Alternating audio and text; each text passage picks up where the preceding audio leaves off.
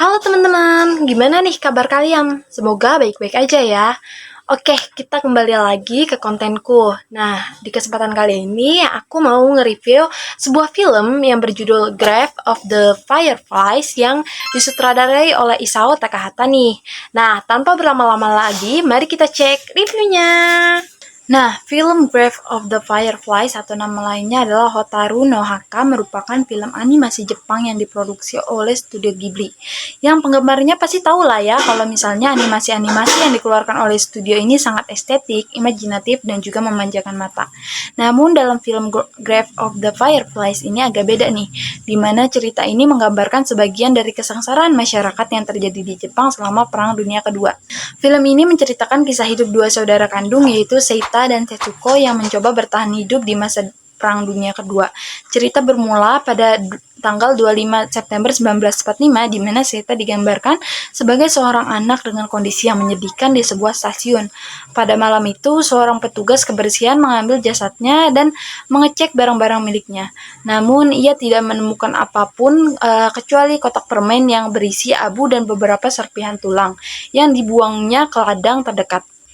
Dari kotak itu muncul roh bocah lelaki diikuti oleh adik perempuannya bersama dengan bayangan kunang-kunang. Roh bocah lelaki itu, Seita, teringat atau flashback kisah tentang bagaimana dia dan adik perempuannya Tetsuko bertahan setelah serangan bom api di Kobe selama perang. Saat itu mereka tinggal dengan ibu mereka di Kobe, sementara ayah mereka bertugas sebagai kapten di Angkatan Laut Kekaisaran Jepang. Suatu hari, sirine serangan udara berbunyi saat pesawat Amerika terbang di atas kepala mereka. Seita sebagai kakak dititipkan ibunya untuk membawa adiknya pergi karena akan ada serangan besar-besaran. Di saat Seita membawa pergi adiknya, diperlihatkan sekacau apa kondisi saat itu. Rumah-rumah terbakar, orang-orang panik dan ketakutan berlari mencari jalan keluar, jasad-jasad tergeletak, bahkan saat mereka ke arah pantai, diperlihatkan bagaimana kota mereka nyala oleh kobaran api dan pesawat-pesawat Amerika yang berterbangan di atasnya.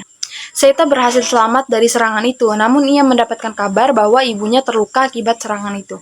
Akhirnya ibu mereka meninggal karena luka yang dialaminya sangat parah ditambah ia mempunyai penyakit jantung. Kemudian ibunya dikremasi dalam kuburan massal bersama korban lainnya. Meskipun kehilangan ibunya, Seita bertekad untuk merawat Tetsuko dan melindunginya dengan segala biaya. Mereka pergi ke rumah bibi mereka yang memperbolehkan mereka tinggal. Saat tinggal di sana, Seita pergi untuk mengambil sisa persediaan yang telah dia tanam di tanah sebelum pengeboman dan memberikan semuanya kepada bibinya. Namun dia menyimpan satu kotak permen buah untuk dirinya sendiri. Ia juga menjual baju ibunya untuk ditukarkan oleh beras. Namun kelamaan bibi mereka menjadi merasa keberatan dengan kehadiran mereka karena porsi makanan semakin menyusut. Dia menuduh Seita tidak melakukan apa-apa untuk mendapatkan makanan yang dia masak. Capek dengan hinaan bibinya, Seita memutuskan untuk pergi dengan Setsuko dan merawatnya sendiri. Mereka menemukan tempat perlindungan dari bom yang ditinggalkan di pinggir sungai. Ia juga melepaskan kunang-kunang sebagai penerangan. Pagi hari, Setsuko terkejut menemukan bahwa semua kunang-kunangnya telah mati. Dia membuat kuburan untuk mereka di tanah dan Setsuko bilang kepada Seita bahwa ia tahu ibunya sudah meninggal dan bibinya yang memberitahunya. Tidak lama setelah itu, stok beras dan makanan mereka habis. Seita tidak dapat menemukan pekerjaan atau cara lain untuk mendapatkan makanan. Akhirnya dia terpaksa mencuri dari rumah petani setempat selama serangan udara berlangsung. Namun, cerita sedih terus menghampiri Seita di mana adiknya mulai sakit diare, tubuhnya dipenuhi ruam dan ia mengalami malnutrisi hingga akhirnya adiknya menghembuskan nafas terakhirnya. Bahkan ada part sedih di mana adiknya, Setsuko, ini memakan kancing untuk menahan lapar sebelum ia meninggal. Seita kemudian menggunakan sumbangan masyarakat untuk mengkremasi jenazah Setsuko dan meletakkan abunya di dalam kotak permen buah yang selalu dia bawa bersama dengan gambar ayah mereka. Pada akhirnya setelah seminggu kemudian, Seita juga ditemukan meninggal di sebuah stasiun. Nah, itu dia alur cerita dari film ini. Sekarang aku mau ngasih review sekaligus tanggapan terhadap film yang menurutku sangat emosional ini. Pertama, di film ini menggambarkan bagaimana dampak buruk perang terhadap kehidupan sipil, terutama anak-anak. Melalui penderitaan Seita dan Setsuko, penonton disadarkan akan penderitaan yang dialami oleh banyak orang selama periode perang tersebut. Krisis makanan terjadi di mana-mana, tempat tinggal terbakar, rakyat sipil banyak yang meninggal akibat ketidakrasionalan pemimpin negara yang memutuskan untuk perang demi memperoleh sebuah power. Pada akhirnya, rakyat-rakyat akan mengalami kesengsaraan dalam bertahan hidup. Pandangan neoliberal telah menyoroti pentingnya perdamaian dan upaya untuk mencegah perang di masa depan, seperti mendirikan institusi internasional dan interdependensi antar negara sebagai sebuah solusi selain penggunaan militer untuk mencegah perang besar. Yang kedua, dalam pandangan realis dijelaskan bahwa human nature manusia adalah selfish, greedy, kompetitif, dan juga agresif. Hal ini juga tergambar di film ini ketika dihadapkan situasi tidak menguntungkan seperti mencoba bertahan hidup di masa perang, manusia akan selalu memprioritaskan kepentingannya.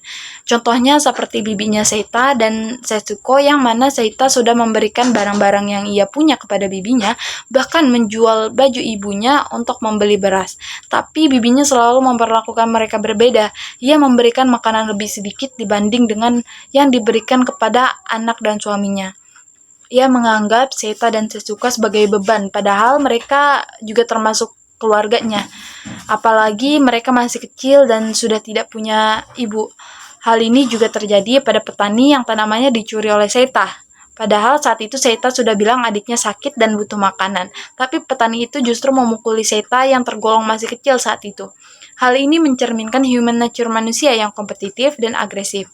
Hal ini menjadi pelajaran penting tentang dinamika manusia dalam situasi ekstrim seperti perang, di mana survivalisme dan persaingan menjadi faktor dominan dalam interaksi sosial.